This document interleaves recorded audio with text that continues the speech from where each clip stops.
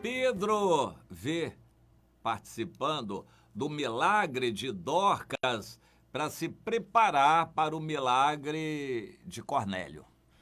Vamos lembrar e procurar entender isto. O capítulo 9 de Atos dos Apóstolos começa narrando a conversão do Saulo de Tarso, milagrosamente, Jesus e ele. Ele se converteu, deu testemunho, foi acompanhado. O Espírito Santo disse inicialmente para ele: não fique sozinho, entre na cidade, se submeta ao Ananias que vai discipular você. Ele foi bem discipulado. Adiante, nós encontramos no capítulo 9 de Atos, ele sendo levado pelas mãos de Barnabé aos líderes da igreja. Muitos tinham medo dele, não acreditando na conversão verdadeira do Saulo de Tarso. E foi levado para a igreja, aos líderes, e todos o receberam bem, ouviram o testemunho dele. E o texto diz no versículo 31 que a igreja, na verdade, tinha paz por toda a Judéia, Galiléia e Samaria. Edificava-se no temor do Senhor e no Espírito Santo crescia em número. É claro que Satanás não fica satisfeito com isto e começam as distorções. A igreja crescia, multidões, dezenas de milhares de pessoas se ajuntavam e se reuniam no templo em Jerusalém todos os dias. A igreja tinha paz por toda a Judéia. O Pedro, guiado pelo Espírito Santo, o apóstolo Pedro, não ficou ali. Há muita gente que gosta de igreja grande, um número grande. É ali que eu quero ficar, gostoso o culto, os crentes todos juntos. Alguém disse: olha, o meu lugar é na beirinha do inferno. Muitos crentes querem ficar numa igreja boa, quente, animada, avivada. Eu quero ficar na beira do inferno tentando salvar as pessoas que estão caindo lá. Esse raciocínio é que precisa estar na mente de muita gente. O seu lugar não é na igreja boa só para receber. É você participar da salvação de pessoas que não têm uma igreja boa, que estão no pecado, estão longe de Deus. É você ir lá levar o evangelho para essas pessoas. O Espírito Santo, então, guia o Pedro e ele vai lá para o lado do litoral, a cidadezinha, é muito pequena, de Lida. E ali encontrou um paralítico chamado Enéas. Ele sentiu pelo Espírito de Deus a fé para aquilo e mandou que o Enéas fosse curado, paralítico. E o Enéas se levantou e o texto diz que foi imediatamente que aquilo aconteceu. E isso foi visto por todos os habitantes de Lida e Sarona, os quais se converteram ao Senhor. Que avivamento tremendo naquelas duas pequenas cidades. Eu já vi avivamento em cidade pequena, é maravilhoso. Bem, a seguir, ele foi chamado para uma cidade vizinha, que era Jope, também chamada de Jafa, e junto a Tel Aviv. Hoje Jope foi engolida por Tel Aviv, aquela grande cidade dos dias de hoje. E em Jope, que era também um pequeno porto de onde saíam navios, o Pedro foi chamado para ver a Dorcas, que havia acabado de morrer. Ele entrou ali no velório, orando, também sentiu o impulso pelo Espírito de Deus de mandar a Dorcas se levantar. Ele pediu que todos saíssem para ele poder se concentrar, se pôs de joelhos e orou. Eu já passei por isso, então eu sei como é. Primeiro a gente precisa orar para ter uma direção de Deus, uma convicção do que fazer. Depois a gente faz alguma coisa. E ele teve a convicção e se voltou para o corpo dela e disse: Tabita, levanta-te. Ela abriu os olhos e, vendo a Pedro, sentou-se. a ressurreição, então, tornar a viver a Dorcas, isso ficou conhecido por toda a região e muitos ali creram no Senhor.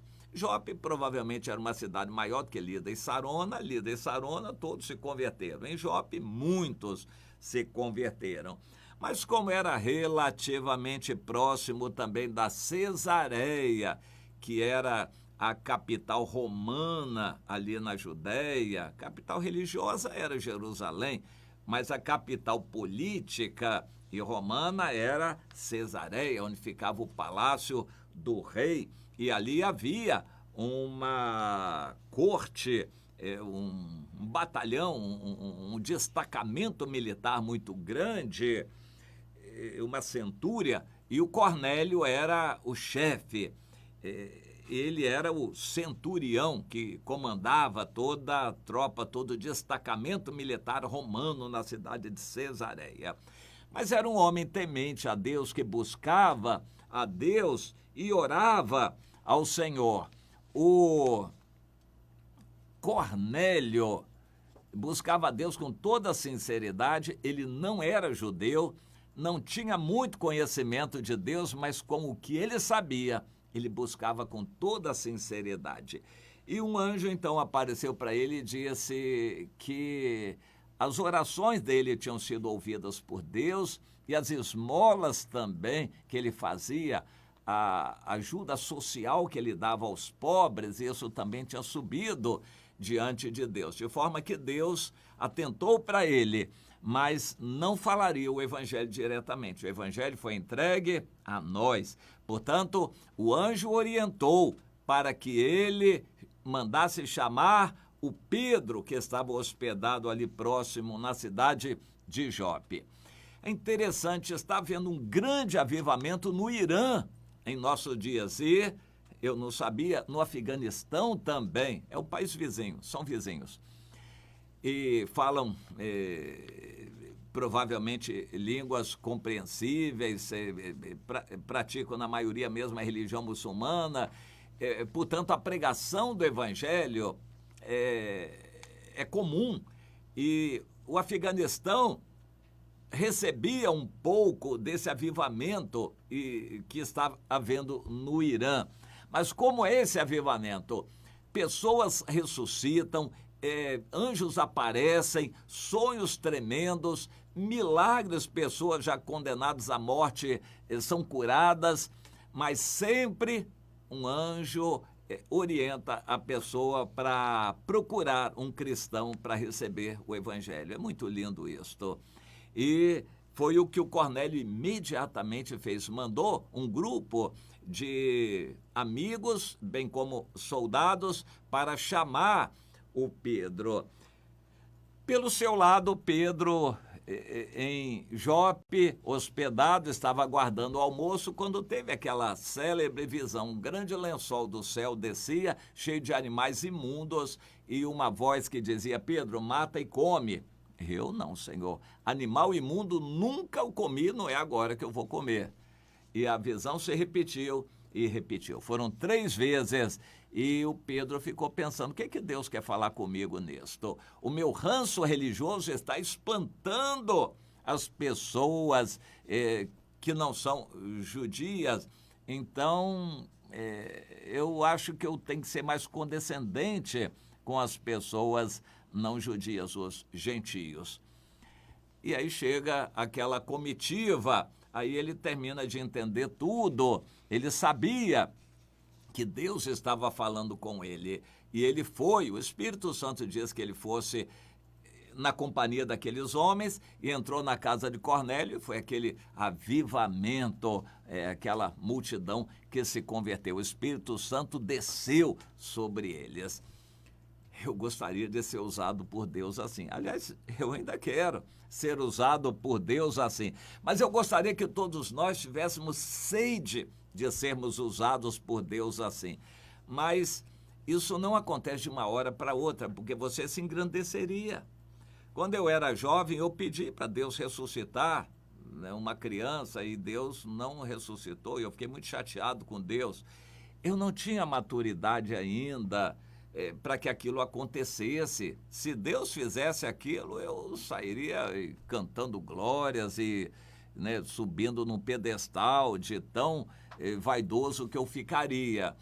Mas Deus tem um momento certo. Preparou Pedro. Quando o milagre da Dorcas aconteceu, Pedro não tinha convicção de que Deus queria reviver a Dorcas. Ele pediu que todos saíssem do quarto para ele ficar a sós ali ao lado da cama, orando com a Dorcas. Ele orou a Deus até receber a revelação. E Deus deu a ele uma convicção. Aí sim, aí ele mandou a Dorcas se levantar. Provavelmente não havia ninguém mais com ele. A glória veio depois, e o Pedro também fugiu daquela glória para não ficar recebendo muita honra. Deus não deixou que o Pedro ficasse muito tempo em Jope recebendo as glórias do avivamento de multidões se convertendo. Outros iam cuidar disso. Ele foi levado para Cesareia. Deus faz assim. Ele não deixa a gente se envaidecer. Ele não quer que nós nos envaideçamos, mas ele também não quer que nos calemos. O crente que se cala é covarde. O crente que se tranca dentro de casa e não cumpre a ordem do ide de Jesus está mal. O Senhor está nos chamando, é a última hora, é agora. Tem que obedecer ao Senhor e o evangelho precisa ser espalhado. Você quer ir para o Afeganistão agora? E se Deus mandar, você está disposto a ir para o Afeganistão agora? Comece a pensar nisto. Em situações difíceis, você está pronto a dar a sua vida? Arriscar a vida por causa do evangelho? Ou vai ficar em casa com medo do vírus aí? Pois é, Deus faz milagres. Ele quer que a gente se prepare com os pequenos milagres para ver os grandes milagres. Isso é um caminho, é um projeto de vida, um desenvolvimento. Não é de uma hora para outra, não é assim que vai acontecer grande milagre na sua vida para você ficar famoso e vaidoso. Deus quer que você viva uma vida de milagres. Quando você estiver vendo todo dia um milagre, quando uma grande situação se deparar diante de você, você vai estar preparado também para aquilo. Comece a pensar nessas coisas e se preparar, e se lance na obra de Deus. Não vai ser parado de braços cruzados que você vai receber nenhum chamado de Deus. É trabalhando e servindo como o Pedro. Agência Time. Uma dose